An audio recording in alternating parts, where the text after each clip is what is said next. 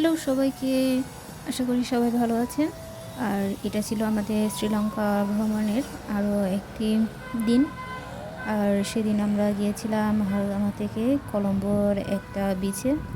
কলম্বো সিটিটা আসলে সব দিকেই বিচ দিয়ে ঘেরা। ইন্ডিয়ান ওশানটা আসলে এখানে সব দিকেই। কলম্বোর আপনি যেদিকে যান না কেন সব দিকেই কাছাকাছি বিচ পাওয়া যায়। আর এটা সম্ভবত গোল গাছ, আমি ঠিক নাম জানি না। এই গাছটা এত বিশাল পুরো একটা রেস্টুরেন্ট এই গাছটা দিয়েই ডেকোরেশন করা, ভেতরে রেস্টুরেন্ট আর সব দিকেই এই গাছের দেওয়াল বলা যায়। আর এই গাছটা প্রচুর কাটা, পাতাগুলোতে এত বেশি কাটা। আর এখানে অনেকগুলো ফল ধরেছিল, কিছু একদম পেকে লাল টকটকে হয়ে গিয়েছিল। এগুলো খাওয়া যায় কি না আমি জানি না, আপনারা কেউ জানলে অবশ্যই জানাবেন। আমরা যখন বিচে এসেছিলাম তখন মোটামুটি ওয়েদারটা ভালোই ছিল, একদম রোদ ঝলমলে ছিল।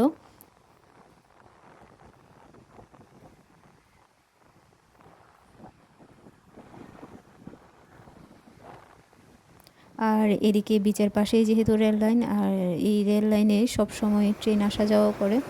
এই পথ দিয়ে আসলে যারা যাতায়াত করে তারা সবসময় সাগরের একদম পাশ দিয়েই যায়, সাগরের সৌন্দর্য দেখতে দেখতে। তাছাড়া শ্রীলঙ্কায় যেহেতু প্রচুর পাহাড়ও আছে, তাই পাহাড় সাগর সব কিছু মিলে পরিবেশগুলো আসলে ভীষণ সুন্দর, দারুণ একটা প্রাকৃতিক পরিবেশ এখানে। এদিকে কিছু লোক এখানে মাছ ধরছিল। আর এই বীজটা মোটামুটি ফাঁকাই বলা যায়, খুব একটা বেশি মানুষ ছিল না, আমরা ছাড়া আর অল্প কিছু মানুষ এখানে বিচে এসেছিল।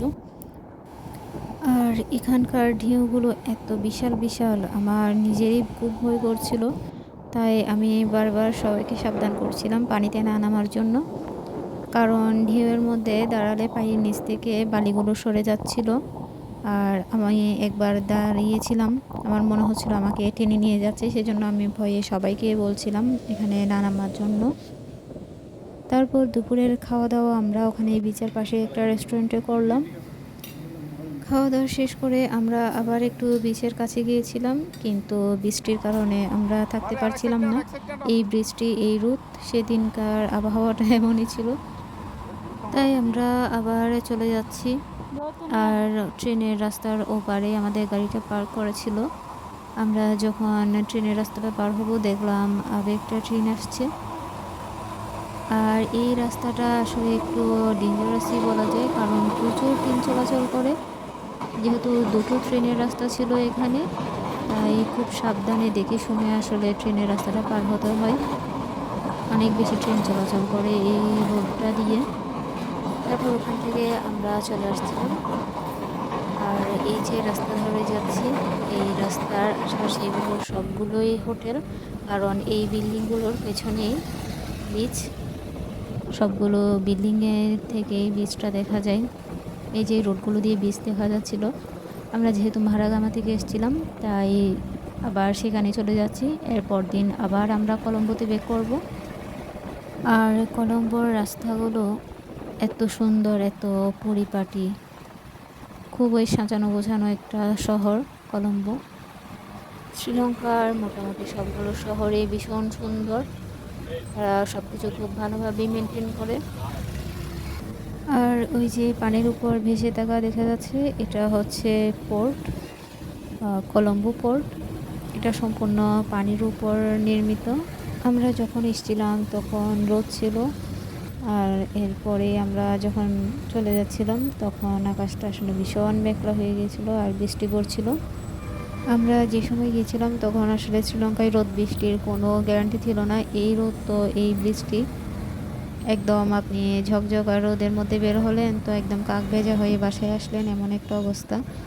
অনেকেই বলে শ্রীলঙ্কার গরমে নাকি সবার গায়ে ট্যান পড়ে যায়, তবে আমরা সেই সিচুয়েশনে পড়ি নাই, কারণ আমরা এমন একটা সময়ে গিয়েছিলাম তখন খুব সুন্দর একটা মিষ্টি ওয়েদার পাইছি আমরা। তারপর দিন আমরা কলম্বোতে ব্যাক করেছিলাম। আর এটা হচ্ছে সেই হোমস্টেটা যেটাতে আমরা প্রথম দিকে 4 দিন ছিলাম, সেখানে চলে এসেছিলাম। এখানে আরও আমরা 2 দিন থাকবো।